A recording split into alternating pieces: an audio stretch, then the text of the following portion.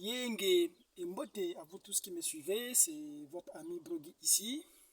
Une fois de plus, je me tiens devant cette petite caméra pour reprendre rapidement notre sujet de la dernière fois. Nous avons introduit un petit sujet que nous avons intitulé le mystère du 12 chariot. C'était pour essayer de répondre aux petites questions qui m'avaient été adressées concernant les déclarations que je fais lorsque j'interviens. Nous parlions du doux chariot parce que un frère m'a demandé si pourquoi j'avais dit qu'un chrétien, un croyant des sceaux ne pouvait pas mourir de maladie.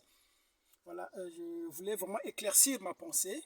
Je n'ai pas eu la prétention de dire que tel que nous sommes ici dans ce vieux corps, que nous ne pouvons plus tomber malades.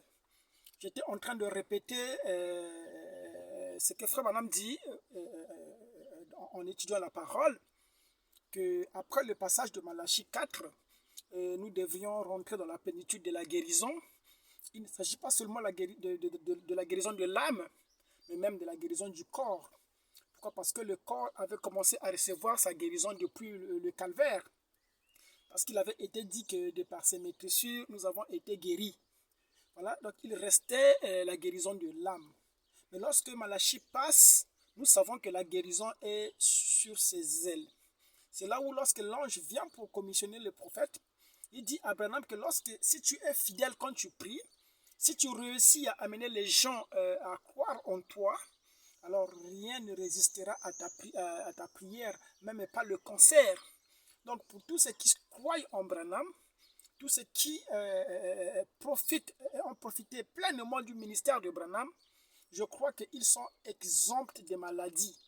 Pourquoi? Parce que notre dernier ennemi qui devrait être vaincu, c'était ce qu'on appelait la mort. Et nous savons que d'après la parole, c'est le cavalier du quatrième sceau. Vous voyez? C'est l'aigle qui devrait le vaincre. Pourquoi? Parce que l'aigle est celui qui va vivant avec l'église dans l'enlèvement. L'aigle est celui-là qui ne meurt pas, qui part dans le capture. Et nous savons que l'aigle, c'est Élie de Malachie 4. C'est lui qui devrait vaincre la mort. Après le passage de Malachie 4, la mort devient de l'histoire. La mort devient un phénomène passé comme nous l'avions décrit. Nous avions dit que nous sommes dans cette chair considérée comme la sémence du serpent. Et vous savez, le mystère du serpent, c'est quoi? C'est que le serpent, lorsque il veut rajeunir, lorsqu'il accomplit le mystère de la translation, qu'est-ce que le serpent fait? Le serpent a un corps qui se forme à l'intérieur de lui, voyez-vous, et ce qu'il fait, c'est qu'il passe sur le rocher et il aiguise son ancien corps. Voyez-vous, son ancien corps reste sur le rocher et le serpent continue son voyage en étant dans le nouveau corps. Et nous avons dit que c'est comme cela que la mort est aujourd'hui pour les croyants. C'est-à-dire que lorsque ce vieux manteau tombe, vous continuez simplement votre voyage. Voyez? Vous continuez toujours à être avec nous. Pourquoi? Parce que nous tous, nous sommes dans des corps. Aujourd'hui, le mystère des corps est accompli pleinement. Pourquoi? Parce qu'il avait fallu que Jésus vienne pour que les saints reçoivent les corps. Lorsque Branham a fait le voyage, voyez-vous, dans l'au-delà, il explique le mystère de la translation dans les sceaux. Il dit que vous, si vous appelez ça une vision, il dit que lui, il a toujours des visions toute sa vie, mais celle-là, pour lui, c'était une réalité, ce n'était pas une vision. Lorsque le précieux frère Branham fut pris dans le Kalchap, voyez, le précieux frère Branham fut pris dans l'enlèvement. Vous savez, lorsque vous étudiez la parole, vous comprenez que lorsque l'enlèvement s'est fait, avec l'ouverture des sceaux, il y a un décalage. Pourquoi? Parce que lorsque l'enlèvement, nous avons dit que l'âge de l'enlèvement se passe dans la nuit. Or, dans la nuit, voyez-vous, c'est l'âge des ténèbres. Dans la nuit, il ne fait pas encore jour. L'enlèvement se passe dans la nuit. Parce qu'il avait été promis qu'il devrait venir comme un voleur dans la nuit pour enlever l'église. Et lorsque Branham fut enlevé, voyez-vous, il a vu de l'autre côté les saints qui attendaient. Voyez, lui-même aussi n'avait pas pleinement la révélation.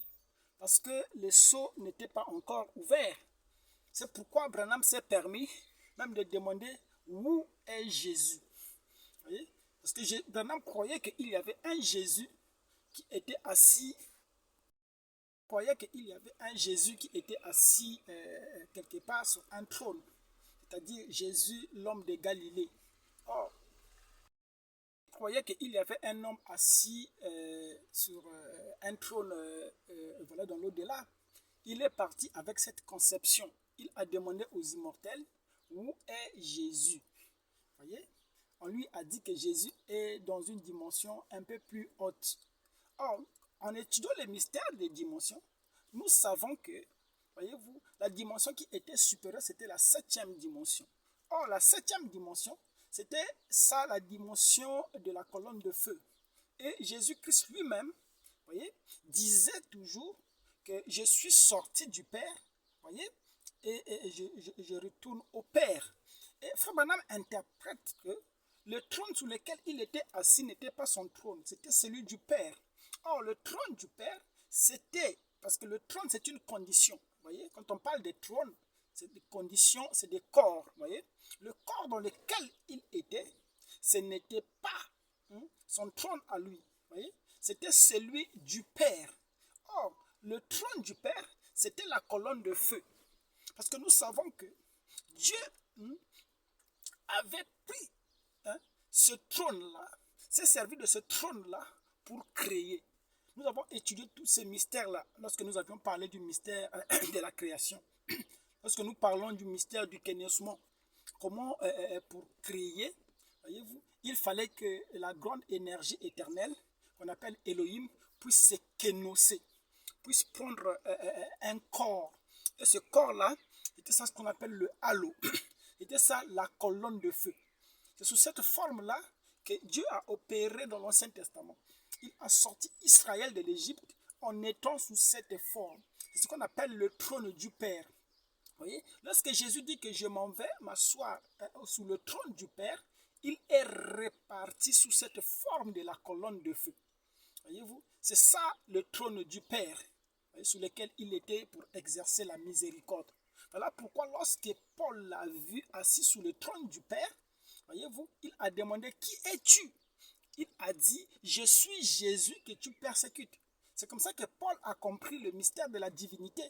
Mais là, Jésus était sur le trône du Père. Parce qu'au cours des âges de l'Église, au cours de la période de l'intercession, il était assis sous ce trône. Maintenant, nous voyons que lorsque Branham va de l'autre côté, voyez-vous, il questionne les immortels. Il dit, où est Jésus? Voyez-vous, il cherchait un Jésus physique. Or, le Jésus physique n'existe plus, voyez-vous. Pourquoi? Parce que Jésus-Christ, Frère Branham dit que Jésus-Christ est le même hier, aujourd'hui et éternellement, à l'exception du corps physique. Parce que nous savons que le corps physique de Jésus, voyez-vous, a été dissous dans la nuée. Voyez? Parce que la Bible dit que tel que vous l'avez vu monter, c'est de cette façon qu'il reviendra. Or, comment il a été monté? C'était un homme, voyez-vous, qui s'est fondu dans la nuée. Voyez-vous, c'est ça son corps physique. C'était la nuée. Voyez? Voilà pourquoi les immortels lui ont dit, ne t'en fais pas, retourne sur la terre. Lorsque Jésus viendra, voyez, il viendra premièrement à toi. C'est-à-dire que lorsque ce corps-là, le Jésus que tu imagines, qui serait assis avec les cicatrices dans ses mains, et puis les impacts de la couronne de pine sur sa tête, lorsqu'il viendra, il viendra premièrement à toi. Mais nous avons vu comment cela s'est accompli. Lorsque Jésus, qui était supposé venir à l'ouverture des sceaux, est descendu dans la nuée, voyez-vous, tel qu'il était monté, pour accomplir cette écriture, voyez-vous, comment il est venu. Lorsqu'il est venu premièrement à Branham. Nous avons vu la nuée, voyez-vous, venir à Branham. C'est ça le Jésus physique que Branham avait dans sa pensée en demandant aux immortels. Voyez? Mais nous comprenons en étudiant la parole que le corps littéral de l'homme de Galilée n'existe plus. Pourquoi? Parce que cela va contredire même la botanique. Voyez? Parce que lorsque vous prenez un grain, c'est ce qu'il a enseigné aux gens des nations. Lorsqu'ils sont venus, messieurs, nous voulons voir Jésus. Monsieur, nous voulons voir Jésus, le corps littéral de Jésus. Jésus s'est assis et a commencé à expliquer le mystère du corps. Voyez? Il dit que si le grain de blé ne tombe en terre, voyez-vous, il reste seul. Il faudrait que le grain de blé tombe en terre, voyez, pour qu'il puisse ramener d'autres grains à la vie. Alors, ce ne sont que des insensés aujourd'hui qui peuvent aujourd'hui planter un grain et le jour de la moisson, ils commencent à chercher le grain qu'ils avaient planté. Voyez-vous que c'est une folie? Vous avez planté un grain de maïs, voyez, et vous attendez les 7 âges de l'église, et au jour de la moisson qui sont à la fin du temps, voyez, vous venez pour chercher le premier grain que vous avez planté. Voyez, c'est de la folie. Pourquoi? Parce que ce grain doit disparaître pour toujours, pour que la vie qui était dans ces grains-là puisse se manifester à travers de nouveaux grains qui vont être récoltés. C'est comme cela avec le corps de Jésus, parce que Jésus, le corps littéral de Jésus, c'était la parole faite chair. Le corps de Jésus, c'était la colonne de feu qui s'est matérialisée, c'est-à-dire c'était l'énergie éternelle qui s'est solidifiée dans le ventre de Marie, qui est devenue chair. Voyez? Donc ce corps-là, n'est pas différent de la parole. Voilà pourquoi nous croyons qu'avec Jésus, et la mécanique et la dynamique étaient la parole. Voyez? Le Père qui était en lui, c'était la dynamique, c'était Jésus. Voyez-vous? Comme Frère Branham explique le mystère de Jésus dans Jésus. Voyez-vous? Pourquoi? Parce que le Père s'appelle aussi Jésus, non? Jésus-Christ lui-même disait que je suis venu au nom de mon Père. Il apportait le nom du Père. Voyez-vous? La chair apportait le nom du Père. C'est pourquoi il disait que le Père est en moi, je suis dans le Père, et moi et le Père, nous viendrons en vous. Voyez? C'est ça le corps littéral de Jésus-Christ. Ce corps-là s'est dissous pour le bon. Il a été sacrifié, il a été annulé, il a donné sa vie. Voilà pourquoi nous nous réjouissons de ce que Jésus a donné sa vie pour nous. Quand nous disons qu'il a donné sa vie pour nous, ça veut dire que lui devrait disparaître pour que nous puissions avoir la vie qui était en lui. C'était ça le plus grand amour, non? Dieu a tellement aimé le monde qu'il a donné son Fils unique afin que quiconque croit en lui ait la vie éternelle. Alors, comment voulez-vous chercher la vie, de retrouver le corps littéral de Jésus avec les marques de clous, alors que à la moisson, c'est d'autres semences semblables à lui qui devraient être manifestées? Parce qu'il dit lui-même, Frère Branham, que l'épouse, dans le chef-d'œuvre, il dit que c'est l'épouse qui accomplit le Nouveau Testament. De la même manière que Jésus avait accompli l'Ancien Testament, il dit que c'est maintenant le tour de l'épouse d'accomplir tout le Nouveau Testament. Donc il n'y a pas de place pour un Jésus littéral. Il n'y a plus de place pour l'homme de Galilée. L'homme de Galilée ne se fera plus jamais voir. Voyez? Pourquoi? Parce que ce corps-là n'est pas différent de la parole. Ce corps-là, c'est celle-là qui s'est formée en nous. Pourquoi? Parce que Jésus, ce corps, était une partie de la nouvelle terre. Voyez-vous? Il n'y a pas un humain quelque part qui s'appellerait Jésus. Non. La 7e dimension, nous savons c'est quoi? Parce que lorsque les choses sont révélées, les choses sont claires. Il n'y a plus de mystère. Nous savons que la 5e dimension, la 6e dimension, tout ça c'est vidé. Voyez-vous? Parce que l'abîme a été ouvert. Tout ce qui était dans l'abîme est venu sous la terre. Ainsi, les saints qui étaient dans l'au-delà, dans la 6e dimension aussi sont venus sous la terre. Branham donne le témoignage. Les personnages qu'il avait vus dans les régions inférieures de la terre, dans les séjours de mort. N'est-ce pas qu'au supermarché, Branham a revu les mêmes personnes pour montrer effectivement que l'enfer était sous la terre. Parce que lorsque le capuchon de l'enfer fut ôté, voyez-vous, c'est là où on a vu les sauterelles, toutes ces choses de l'impureté sortir sous la terre. C'est ça qu'on appelle la période de la grande tribulation. Voilà. C'était un petit détail que je voulais dire ici, avant de répondre à notre sujet, parce que j'ai suivi un débat, un prédicateur avec notre bien-aimé Cédric qui fait les émissions. Et ils étaient en train de parler du corps physique. Et le prédicateur disait que Jésus, effectivement, lorsque Branham était de l'autre côté, il a demandé de voir le corps de Jésus. Il croit qu'il y a un corps littéral de Jésus avec les marques de clous. Alors, frère Branham dit que lorsque Jésus vient dans la troisième venue, il va directement aux Juifs. C'est là où il va s'identifier aux Juifs. C'est là où il va montrer les marques de clous qui sont dans ses mains. Or, ça, frère Branham interprète. Dit c'est quoi les marques de clous qu'il va montrer aux Juifs. Voyez-vous? Les marques de clous qu'il va montrer aux Juifs, ce sont les dogmes et les credos. Voyez-vous? Nous avons expliqué cela. Donc, il ne s'agit pas d'un humain qui va venir pour aller en Israël. Non, ça c'est la conception charnelle de la parole. Voyez-vous? Pourquoi? Parce qu'il fallait que les sceaux soient révélés. Voilà pourquoi Branham dit que lorsque les sceaux ont été ouverts, cela était contraire à ce qu'il croyait avant. Cela était contraire à ce qu'il pensait avant. Parce qu'avant, il pensait qu'il y avait un Jésus qui était assis quelque part. Et quand il était de l'autre côté, effectivement, il a manifesté le désir de voir cet homme-là de Jésus. Jusqu'à ce qu'il a compris que qui est Christ, qui est Jésus. Il dit que Jésus, voyez-vous, ce sont les sceaux qui ont été brisés.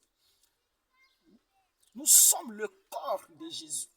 De la même manière que Jésus avait porté le corps de Jésus de Nazareth, Jésus qui est le même hier, aujourd'hui et éternellement, ce n'est pas l'homme de Galilée. Ce sont les pentecôtistes qui croient comme ça. Que le même hier, aujourd'hui, éternellement, c'est l'homme de Galilée.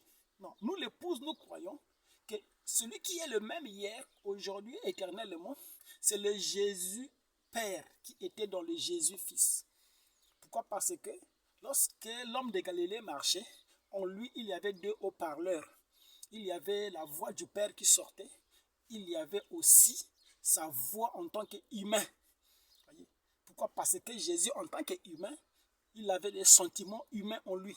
C'est pourquoi lorsque son ami Lazare est mort, Jésus a pleuré. Or, nous savons que Dieu ne peut pas pleurer. Vous voyez? Parce que si vous ne comprenez pas ces aspects-là, vous allez croire la divinité de Jésus-Christ et renier la divinité aujourd'hui de William Marion Branham. Vous allez opposer cela en pensant que l'autre était supérieur, alors que c'est juste un problème de corps qui était différent. C'est la nature du corps qui était différente. Le même Jésus qui a agi dans Jésus de Nazareth, c'est le même Jésus qui a agi aujourd'hui dans Branham de Kentucky. Voyez-vous, ce n'était pas le même type de corps. Jésus était une partie de la terre rachetée. Et cette partie de la terre rachetée a versé le sang pour qu'on puisse racheter une nouvelle terre. Voyez-vous, c'est pourquoi Frère Branham disait que Jésus était mort pour lui. Il était le voleur qui était à sa droite. Il a chanté grâce étonnante. Pourquoi a-t-il chanté grâce étonnante? Pourquoi? Parce que c'était lui le bénéficiaire du sang de Jésus. Jésus est mort exclusivement pour lui. Voyez-vous, pour racheter un autre corps dans lequel il devrait accomplir le Nouveau Testament. Tous les types qui sont dans le Nouveau Testament, les promesses qui sont dans le Nouveau Testament devraient être accomplies par Wemebe. Voilà pourquoi l'ange lui a dit, lui a donné les 3 mots, voyez-vous, les plus secrets, les 3 mots inconnus de la Bible qu'il devrait prononcer, voyez, à chaque fois que le diable essaie de résister. Il dit que si tu es sincère quand tu pries, c'est-à-dire que si tu prononces les 3 mots clés, voyez-vous, rien ne peut résister à ta prière. Voilà pourquoi Frère Branham, à chaque fois qu'il priait, une fois après avoir dit au nom de Jésus, le nom de Jésus qu'il prononçait, ce n'était pas Jésus de Galilée, c'était Jésus Père, voyez-vous. Et en dépit de cela, il prononçait les 3 mots clés. Il dit lui-même que lorsque vous me voyez observer un temps de silence après avoir prié pour quelqu'un, il dit, j'étais en train de murmurer les 3 mots clés. Pourquoi il ne les disait pas à haute voix? C'était pour éviter, parce que les gens n'étaient pas prêts à entendre ces 3 mots clés. Nous avons expliqué ces 3 mots clés. Et aujourd'hui, avec la révélation de la parole, nous comprenons que ces 3 mots-clés, c'était William Marion Branham. Il prononçait ça. Et l'ange a dit, si tu amènes les gens à croire en cela, il dit que rien ne résistera. Pourquoi? Parce que, voyez-vous, les gens qui chassent des démons au nom de Jésus de Nazareth, ils n'ont pas de succès. Satan rigole. C'est ce que les deux aventuriers ont essayé de faire. Nous chassons les démons au nom de Jésus que prêchait Paul. Non. Paul prêchait Jésus qu'il avait vu dans la colonne de feu. Or, la colonne de feu, c'était ça, le Père, le trône du Père. C'était ça le Père, voyez-vous, sous lequel Jésus était assis. Voyez-vous, Jésus avait repris la forme. Quand on parle du trône, c'est la forme. Il avait repris cette forme-là, voyez-vous. Ça, c'est le Jésus Père que Paul avait rencontré sur les chemins de Damas. C'est le Jésus Père, Jésus qui était dans Jésus, voyez-vous. Jésus de Galilée, cet homme-là, vous ne le verrez plus jamais. Pourquoi? Parce que la mécanique s'est dissoute pour devenir de l'énergie.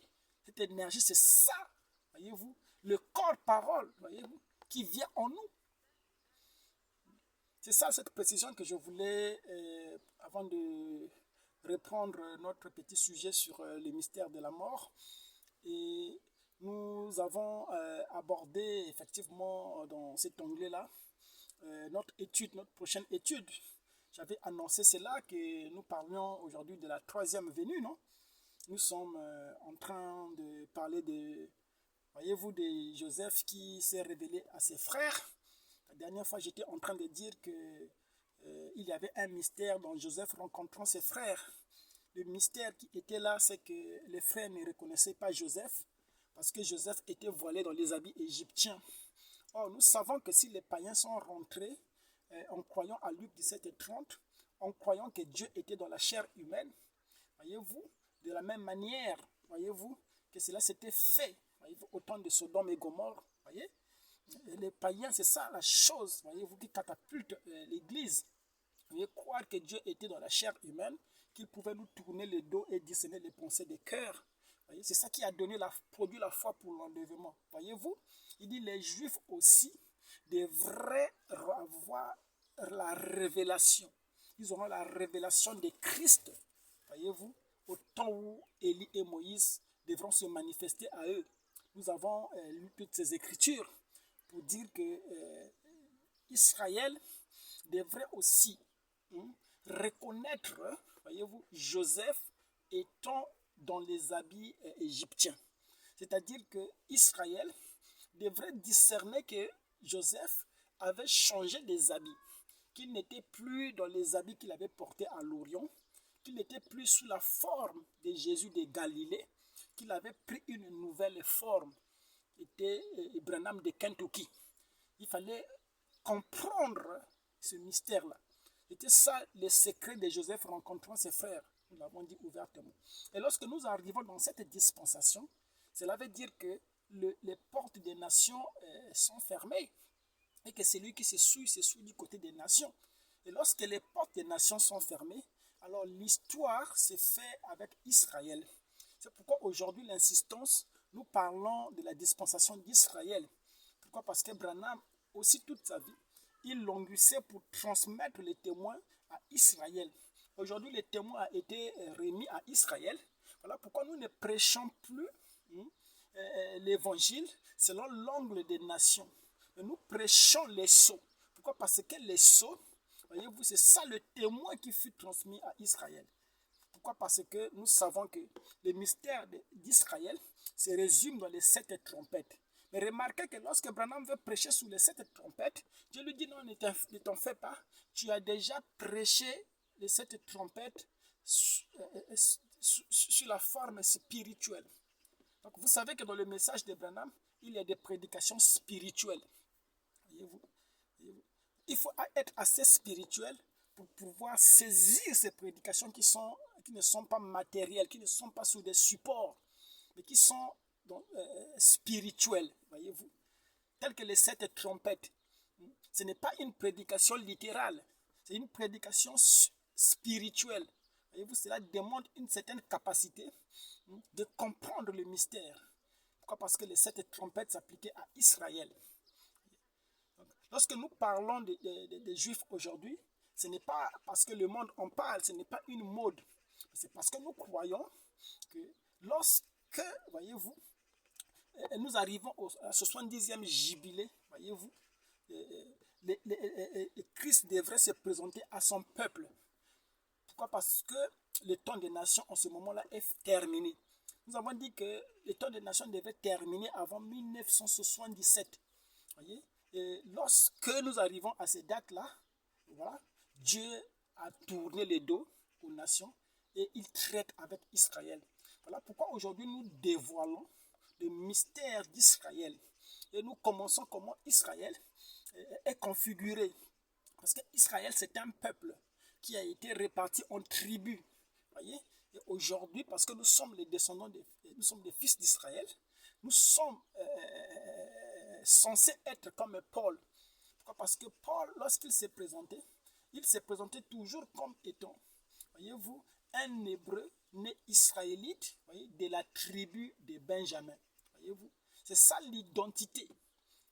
Pourquoi? Parce que nous croyons au mystère de l'identité. Dieu lui-même, quand il est venu devant Moïse, il a décliné son identité. Nous aussi, nous devrons décliner notre identité. Pourquoi? Parce que, voyez-vous, nous sommes descendants d'Israël. Nous sommes de ceux-là. Voyez-vous. Merci beaucoup. Il est une demi-heure passée. Je pense que nous allons mettre un terme à ce sujet. Et les jours à venir, nous allons étudier les tribus d'Israël. Montrer avec l'aide des Écritures la continuité, voyez-vous, de ces tribus-là. Pourquoi? Parce que tout le monde maintenant est convaincu. Et parce que Saint Thomas a vu, a mis le doigt dans le côté de Jésus. Il a lu les Écritures parce que les gens parlaient, où est-ce que Frère Branham parle des Juifs qui sont noirs et tout. Nous avons sorti des citations. Maintenant, nous savons tous que les Juifs originaux, authentiques, avaient une peau foncée. Les gens qui ont une peau foncée, ce sont les Noirs. Voyez? Nous savons que, aussi selon la Bible, qu'Israël, au temps de la fin, devait être situé au-delà des fleuves de Couche. Pourquoi? Parce que dans Ésaïe 11, il avait promis étendre encore sa main pour rassembler le peuple dispersé en Égypte, à Batros, en Éthiopie, dans les îles de la mer. Il n'a pas parlé de la Palestine ou Canaan. Voyez-vous, au temps de la fin, Israël ne sera pas dispersé à Canaan. Ésaïe n'a pas cité Canaan, il a cité Égypte, il a cité Éthiopie, Patros, Élam, les îles de la mer, où les Africains avaient été déportés suite à la colonisation, au trafic des Noirs. Voyez? On peut localiser aujourd'hui Israël. Voyez? Et en localisant Israël, nous savons où trouver Israël aujourd'hui. Nous allons essayer d'étudier ces mystères en se basant sur le témoignage d'Elgad le Danite, voyez-vous, pour essayer de localiser les tribus d'Israël au-delà des fleuves de Couche. Nous allons commencer par montrer, en se basant sur le témoignage d'Elgad le Danite, lui qui était un Danite, voyez-vous, comment il explique la situation de la tribu de Dan, voyez-vous, qui s'était réfugié sur les montagnes à l'est du Congo. Nous allons attaquer aussi Zabulon et Aser, qui avaient retrouvé Dan, voyez-vous, dans ces contrées. Pourquoi? Parce que Dan s'était séparé des autres tribus d'Israël au temps de Roboam, voyez-vous, lorsqu'il avait demandé de faire la guerre contre Juda. Et c'est là où Dan s'était révolté.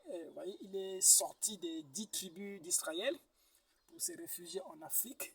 Et nous savons que à la suite des événements, toutes les tribus devraient vider en Israël pour se réfugier en Afrique.